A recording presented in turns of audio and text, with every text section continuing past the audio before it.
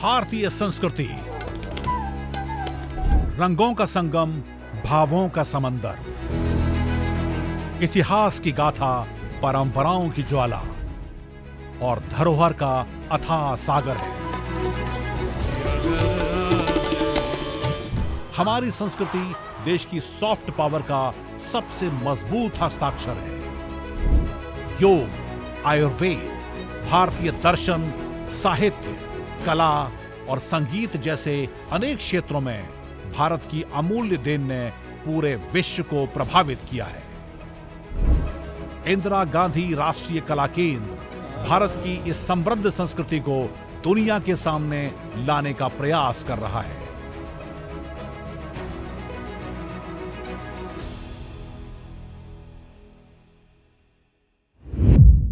नमस्कार, हमारे इस विशेष कार्यक्रम में आपका स्वागत है। मैं हूं आपके साथ नमिता। भारतीय संस्कृति पूरी दुनिया में सबसे अनूठी और जीवंत है। हमारे लोकगीत, प्राचीन कथाएं, रंगमंच, सिनेमा और कला के अनगिनत रूप हमारी असली पहचान है। यही वो इनवैल्यूएबल हेरिटेज है जो हमें हमारे पूर्वजों से मिली है और जिसे हम अपने नेक्स्ट जनरेशन्स को पास आउट करते हैं। हमारा ये एपिसोड देश की इसी रंग बिरंगी संस्कृति को आप सब तक पहुंचाने की एक छोटी सी कोशिश है और इस खास शो की हर प्रस्तुति भारत की संस्कृति की यूनिकनेस को दिखाती है। तो आइए बिना देर के शुरू करते हैं आज का ये सफर।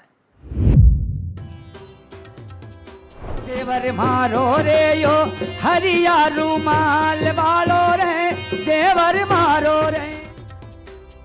Welcome to the Folklore Museum located in the sprawling Manasa Gangotri campus in Mysore, Karnataka, India. मेरे फादर जो थे वो मैथमेटिशियन थे, तो सबसे ज्यादा असर मेरे ऊपर मेरे पिता का है। दीमापुर जिले में बसा आओ इमती एक आधुनिक गांव है। ये नागालैंड के धनसिरी नदी के मैदानों में बसा आओ जनजाति का पहला गांव है। अंतर्राष्ट्रीय योग दिवस के अवसर पर आईजीएनसी और इसके क्षेत्रीय केंद्रों में योगाभ्यास किया गया।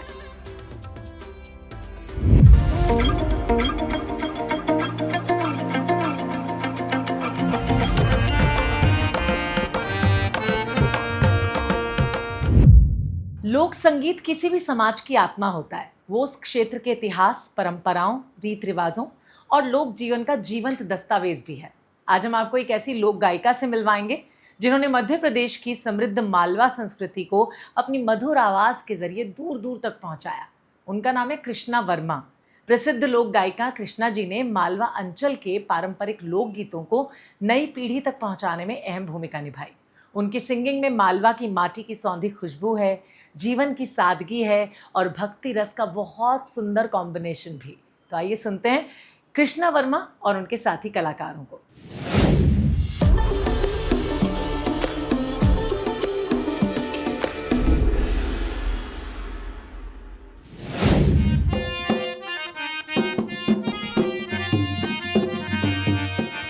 हरे देवर मारो रे यो हरिया रुमाल वालो रे, देवर मारो रे। हरे देवर मारो रे यो हरिया रुमाल वालो रे, देवर मारो रे।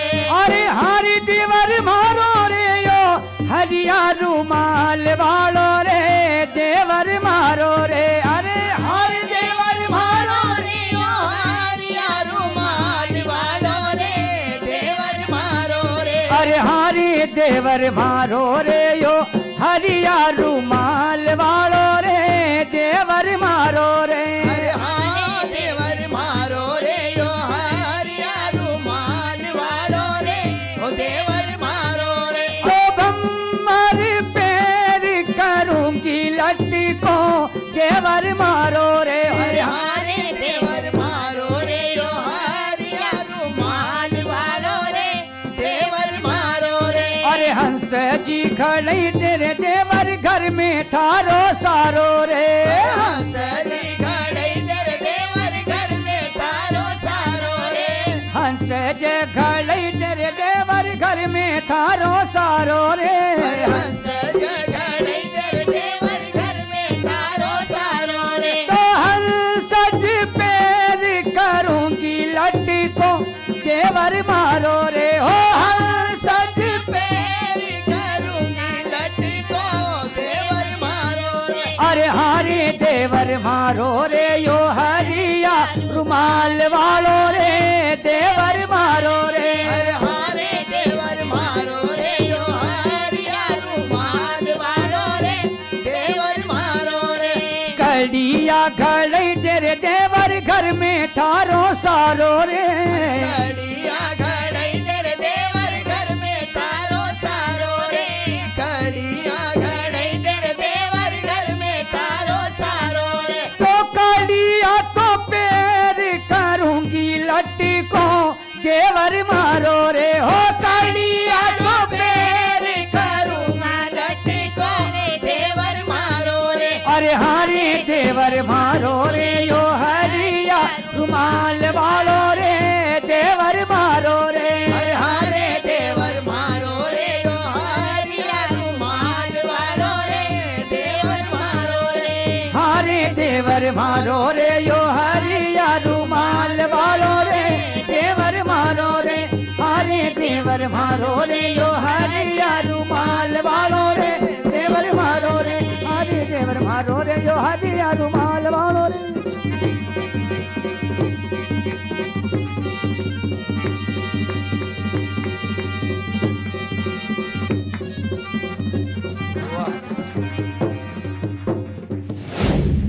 इस सुंदर सांस्कृतिक प्रस्तुति के बाद अब बढ़ते हैं अपने अगले पड़ाव की ओर।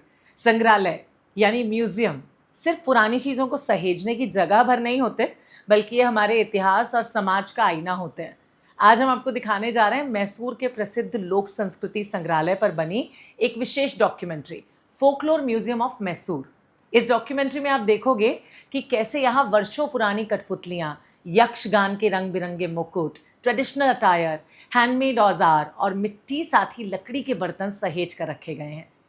इतना ही नहीं, यहाँ दक्षिण भारत के कई दुर्लभ म्यूजिकल इंस्ट्रूमेंट्स भी आपको देखने मिलेंगे। इस फिल्म के जरिए आपको कर्नाटक की लोक कलाओं को बेहद करीब से जानने का मौका मिलेगा। तो आइए देखते हैं ये खास डॉक्यूमेंट्री।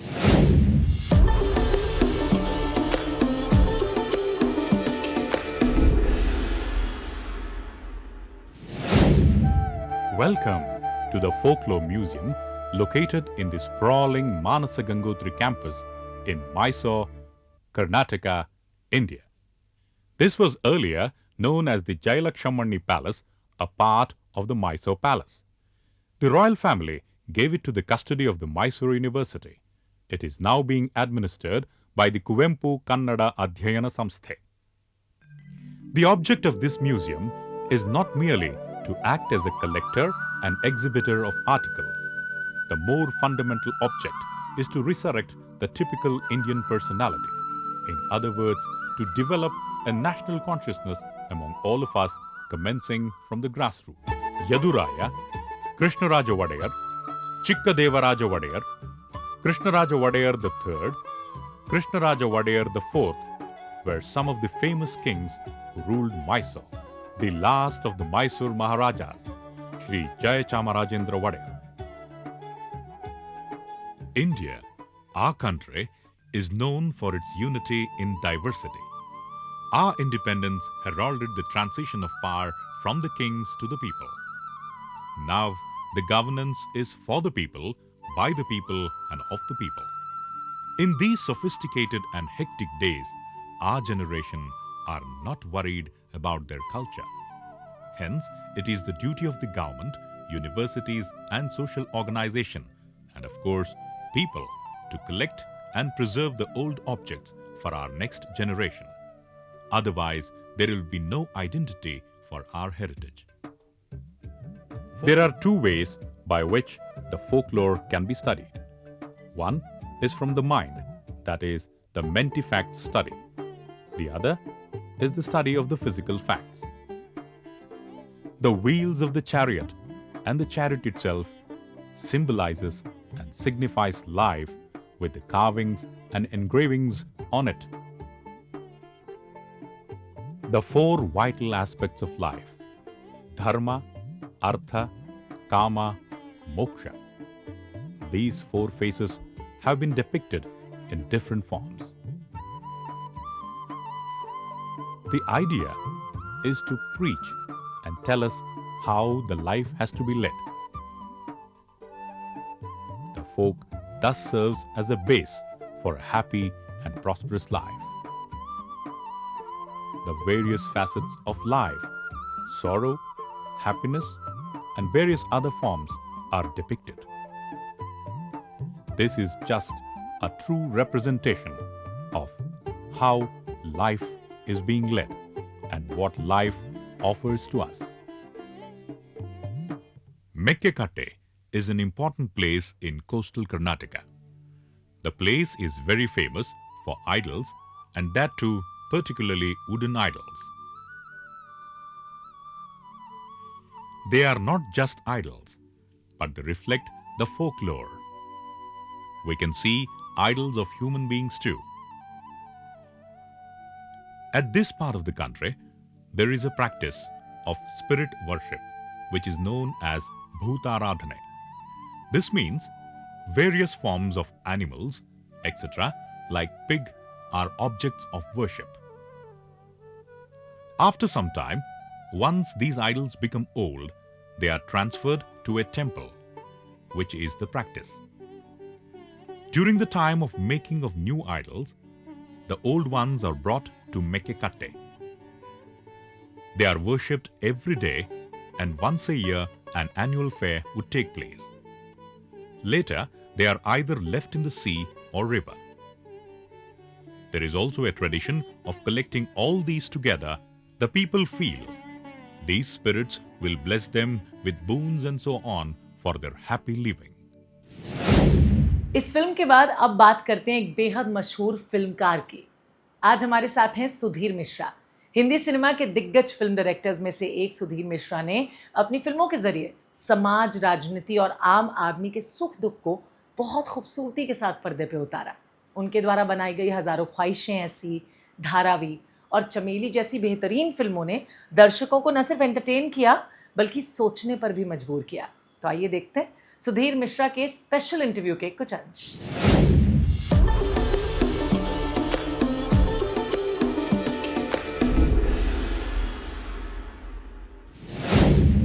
लोग तो कहते हैं कि आप अकेले ऐसे शायद फिल्म के मेकर हैं कि जो पॉलिटिकल मैसेज भी रहता है, लेकिन वो बड़े कहानियों में बुना होता है, किरदार इस तरह के होते हैं। तो ये क्या बड़ा कॉन्शियस चॉइस थी because of your family background, या क्या हुआ, मतलब या 80s 90s का दौर ऐसा था? अनकॉन्शियस अपनी फितरत होती है, कुछ कुछ आप खानदान से तो आप अलग नहीं होते। मेरे फादर जो थे वो मैथमेटिशियन थे, तो सबसे ज्यादा असर मेरे ऊपर मेरे पिता का है। तो वो मैथमेटिशियन थे। मैथमेटिक्स भी एक तरह से कविता होती है, हाँ, है ना। एक जिंदगी को एक तरह से समझने की, उसको एक कॉम्प्लेक्सिटी को का आभास करने का भी एक तरीका होता है। वो उसको नरेट या उसको सॉल्व कर हाँ। तो वो थोड़ा सा हम लोग, मैं उस फितरत का हूं कि मैं देखता हूं लोगों को, मैं किसी के तरफ नहीं होता ज्यादातर। मेरे बारे में शिकायत ये है कि आपके हीरो यार कभी कभी गलत बहुत करते हैं, थोड़ा फ्रेल जिसको कहते हैं, कमजोर होते हैं, कभी गलतियां मान के माफी भी मांगते हैं।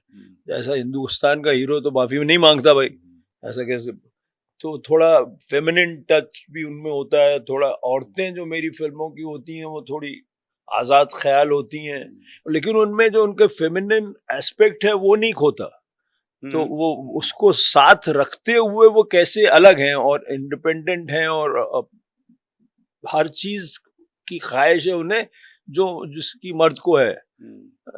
कुछ फर्क होगा, एक्सपीरियंशियल तो फर्क ही है, बायोलॉजिकल तो फर्क ही है।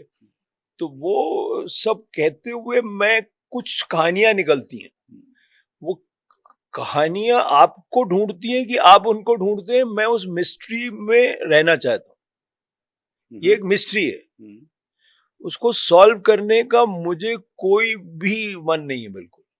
वो क्यों आती है, क्यों मैं फिल्म बनाता हूं, क्यों मुझसे कुछ कहता है, कोई कहता है कि ये बना, वो कहानी आपके अंदर घूमती है, कुछ एक शेप लेती है, फिर आप किसी के साथ बैठते हो। ज्यादातर मैं किसी यंग लड़के लड़कियों के साथ बैठता हूँ, उनके साथ बैठे बैठे बात करते करते कुछ मैं लिखता हूँ, कुछ वो लिखते हैं, फिर फॉर्म करता हूँ, फिर स्क्रिप्ट बनती है, कुछ छूट जाती हैं। Every idea doesn't have legs, जिसको कहते हैं, उसमें वो दम नहीं होती कि पूरी तरह से फिल्म बने, या आप के लिए नहीं है वो।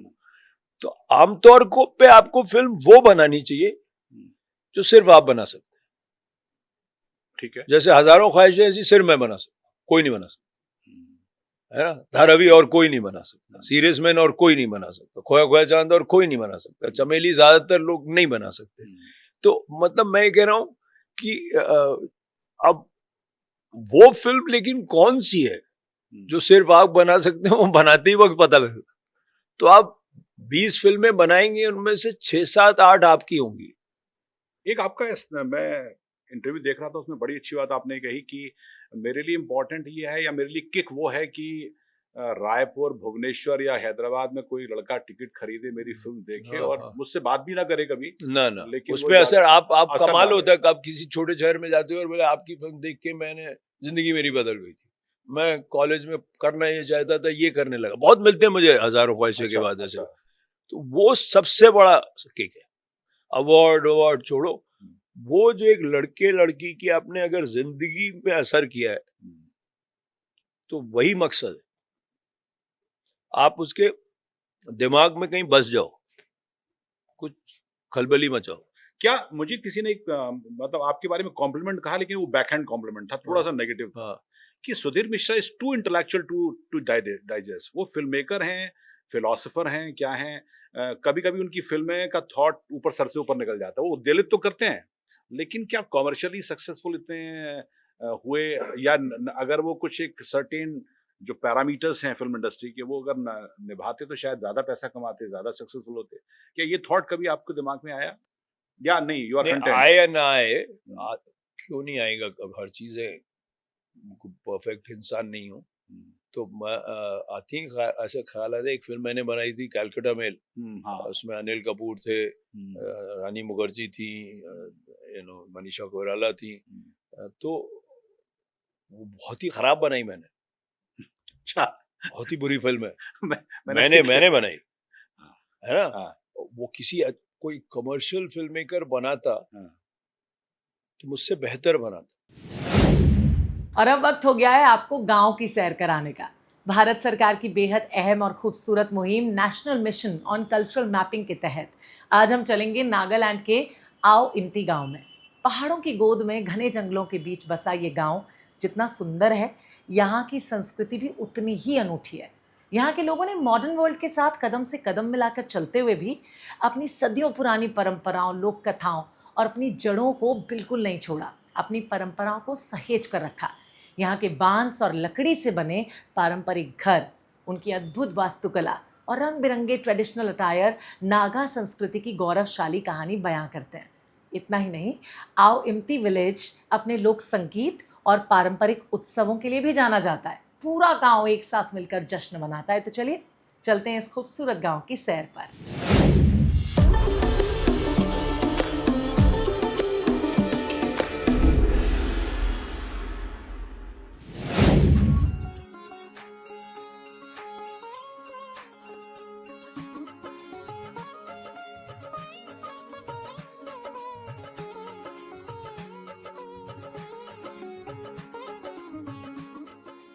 दीमापुर जिले में बसा आओ इम्ती एक आधुनिक गांव है।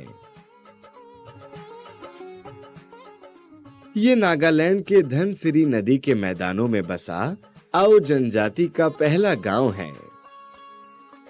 गांव के द्वार पर बनी कलाकृति नागा परंपरा और संस्कृति को दर्शाती है।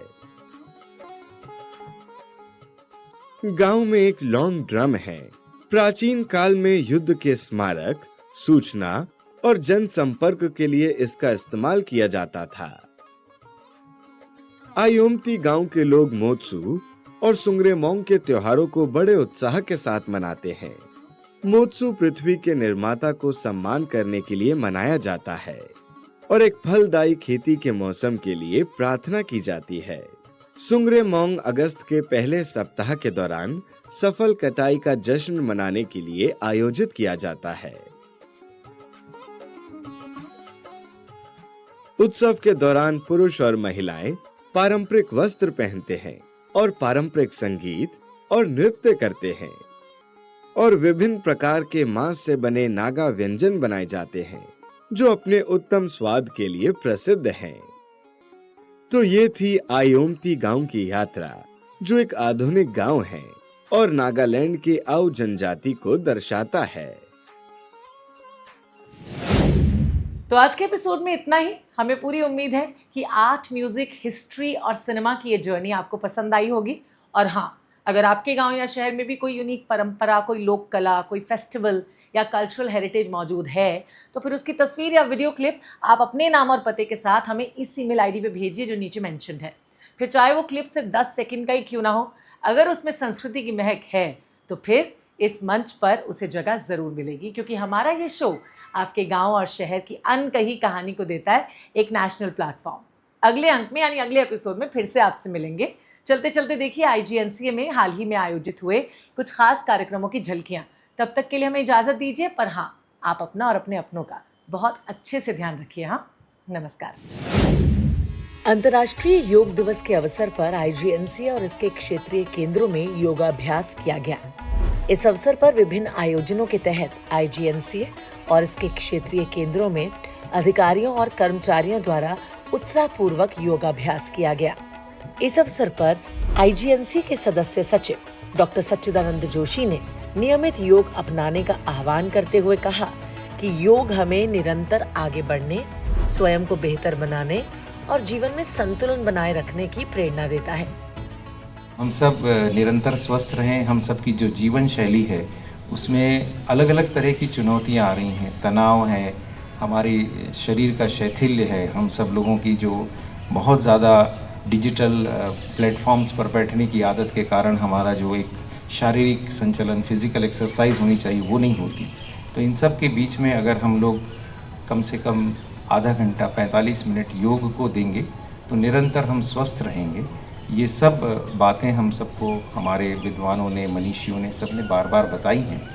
अंतर्राष्ट्रीय योग दिवस सिर्फ उसके स्मरण करने का दिन है, तो हम सब उस बात को स्मरण करें।